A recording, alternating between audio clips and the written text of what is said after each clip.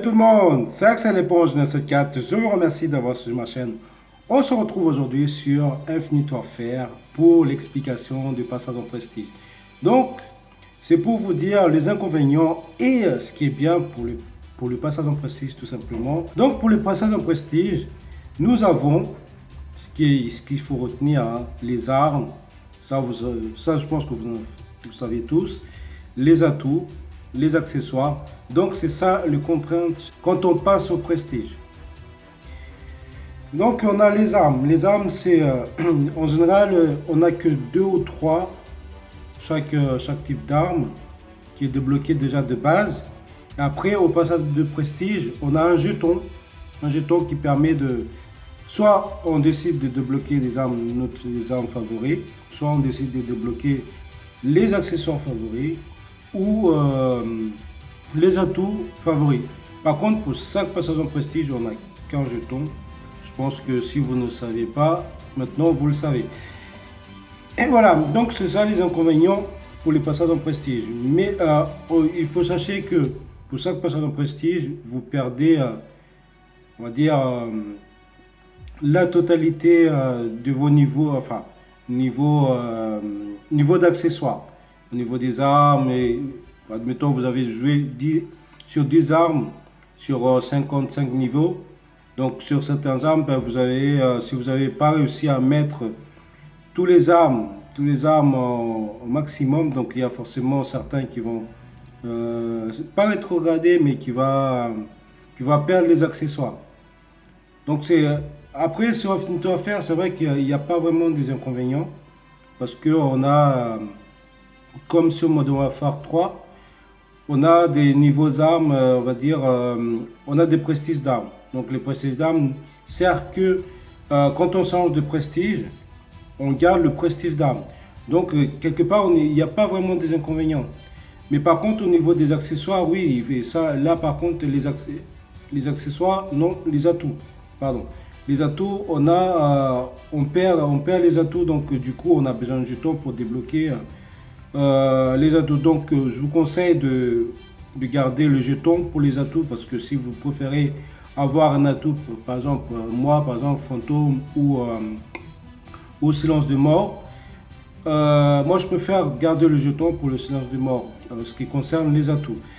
Et après les armes, ben, ça se débloque au fur et à mesure, hein. En plus ça se débloque vite fait, on va dire chaque 10 niveaux on débloque les armes. Et puis les armes, normalement, en général, on peut le débloquer à la fin de maître prestige. Donc après, je vois pas trop l'intérêt de le débloquer. Après, sauf s'il y a une arme que vous préférez, que vous jouez à ça, et pourquoi pas. Par contre, oui, les inconvénients, c'est les atouts. Pour moi, c'est le seul inconvénient sur Infinite Warfare. Et puis surtout le Call of, je pense que c'est plus les atouts, les inconvénients, parce que quand on passe au prestige, les atouts forcément on les perd. Donc surtout et puis il y a les cadres aussi, enfin les emplacements des atouts ou des accessoires. Donc ça aussi vous pouvez le débloquer pour compléter votre accessoire ou vos atouts. Donc grâce au jeton pour passage au prestige, vous pouvez le débloquer. Ça normalement forcément certains d'entre vous ou la majorité d'entre vous le connaissent déjà, mais je le dis quand même. Donc voilà, c'est pour le passage au prestige. Il n'y a pas vraiment d'inconvénients de ma part, hein. Et après, il faut voir beaucoup de tutos par rapport au... C'est vrai qu'en ce moment, il n'y a pas beaucoup de tutos sur Call of Duty. Tout le monde fait ce qu'il veut. Il n'y a plus de youtubeurs qui disent ah ça, il faut choisir certaines armes pour faire un maximum de kills ou de faire nuke, pourquoi pas. C'est vrai qu'en ce moment, il n'y a pas beaucoup de, on va dire, de transmission par rapport à savoir-faire, enfin savoir jouer et tout ça. C'est vrai que je trouve ça un peu dommage par rapport à avant. C'est vrai qu'on cherche beaucoup de youtubeurs qui disent il faut choisir tel accessoire pour faire un tel score. C'est vrai que soit on n'arrive pas après, mais forcément, à un moment donné, à force de jouer, je pense qu'avec l'expérience et tout ça, ça peut y arriver. Donc, pour le passage en prestige, hein, j'espère que je vous ai bien aidé. Et puis, regardez bien, lisez bien, parce qu'il y a beaucoup de trucs à lire sur Infinite Warfare. il y a plein de choses à savoir déjà. Et au niveau des accessoires, des armures et tout ça, c'est vrai que c'est nouveau tout ça pour nous. Mais pour nous, pour vous et pour les anciens, on va dire les anciens joueurs de Call of, tout ça c'est nouveau. Donc du coup c'est un peu en panique. Moi je comprends bien que certains disent ouais, le Call of en ce moment c'est pas trop ça. Oui, c'est vrai que c'est nouveau. Il faut le comprendre. Il faut le lire. C'est vrai que les accessoires et tout ça, ça ne suit pas du tout. Après le jackpot, que oui, c'est un peu des excuses, mais bon, voilà quoi.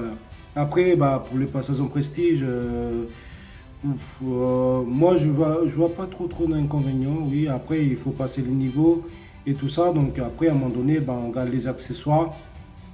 On garde, une fois que, de toute façon, une fois qu'on est maître prestige, on a tout. On débloque tout en général, donc il n'y a plus de contraintes, il n'y a plus rien. Il suffit juste de garder le ratio stable et c'est tout. Donc voilà pour moi pour aujourd'hui. J'espère que vous allez liker cette vidéo, de faire partager. N'hésitez surtout pas de s'abonner pour les gens qui ne sont pas encore abonnés à ma chaîne. Et je vous dis à très bientôt pour une prochaine vidéo, mes amis. Ciao, ciao. Dans le club, frère, ça dame. Dans la street, frère, ça dame.